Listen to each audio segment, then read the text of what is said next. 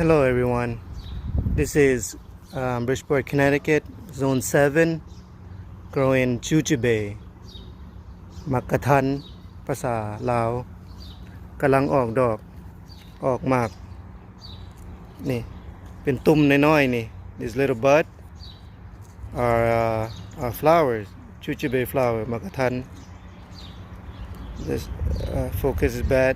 There's like 3 in each right here in my index finger, and one branch is about 20, and loads here, loads of it here, loads of it here. Yeah, it's possible to grow tropical plant like jujube in Bridgeport, Connecticut, New England. The difference between growing them in the ground, an obvious difference. This one is about 3 times bigger than this one. This one's in the pot. This one's in the ground. And it's about 3 times bigger and more leaves, foliage. Like this one, not that much leaf, but still okay. It does have a lot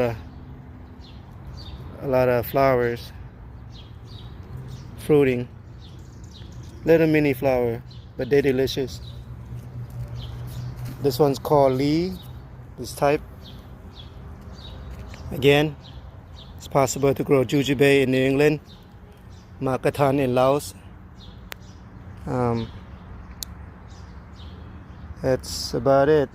Oh, one more thing is when you get a plant from a nursery or any nursery, they usually come in a pot like so, and they pack with these wood chips. It's just to barely keep them alive. There's no nutrition or anything like that to help the plant. So as soon as you get them, just repot them with regular natural soil, add a little bit of manure or any kind of compost. I do my own compost. Anyway, and then start taking up all the leaves. By doing that, by taking up all the leaves, is the tree doesn't need that much energy to stay alive. It just needs a little bit of leaf just to keep the root happy. If you're just a metaphor or purpose, let's say you got a lot of hair, your hair growing, you feel uncomfortable, and when you cut your hair, you feel nice and fresh, and the branch started budding green again. Anyway, long story short is you don't want to grow your plant in the soil that the plant came with. You want to repot them as soon as you get them. And this particular plant is a Asian pear. It's possible to grow them in here in New England. I already put one of mine down in the ground.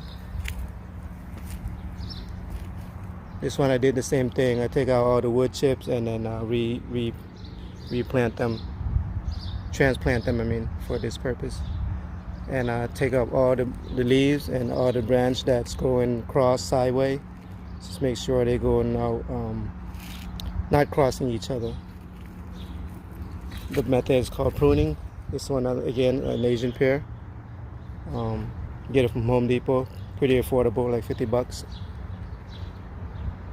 And one fruit's like almost $1 something for one fruit. So it's well worth it. 1 year you get your money back and you enjoy it year after year. It's my little mini garden. My mini eggplants coming along. And those are the long bean, white long bean and purple long beans. These just are assorted plants. Lemongrass is quite easy to grow, and now they going up in price. You get like 3-4 branches, like $5. You grow them yourself. Just put one down. You get like hundreds of them within the summer. My project bamboo, my Kifa lime tree. This is the pennyworth plant, still a baby. And this is a Santo tree. Is a grafted plant. Grafted means they connected a mature tree branch into a young root stock. You can see the connection here. That means it's able to fruit before its time. And what else? This is probably the taro plant and a couple of other municipal plant. This is good for your stomach or hangover. What else I got? Oh, lettuce. I'm growing for, which is the mustard lettuce. I'm growing just for the seed. And then mint, bunch of mint, Thai mint, Laos mint, Vietnamese mint, and American mint all mixed together. And one more would be this persimmon plant. It's the second year in the ground. It's doing quite well, but somehow this branch is dying. Just this one particular branch, and everything else is doing well. I read on the internet it's called branch Brits, which it died because some kind of fungus is eating it. They recommend to cut it off before it infected other branch. But I'm gonna use the ancient method, wood ash. It's like anything that you burn. No, the wood. You burn your wood. Just put it in the bottom of the base of the tree. It acts as a neutralizer that kills the fungus from the root up. It worked for ancient grower, and I'm gonna try that method. It works for other plant for me, but I'm gonna try to revive this branch by using that method, using wood ash, put right under the base, water it. It kills the fungus that travel up to the branch. And one more last thing is, this is the coriander plant. In Laos we'll call it hompam. I'm growing this one just to get the seed out of it. Got it from my friend from Danbury, Van, and Kevin's wife, mother. These, if you don't pick them, they tend to grow big and stemmy. You can't eat them, and the leaves are quite small. They're very aromatized, very smell very good.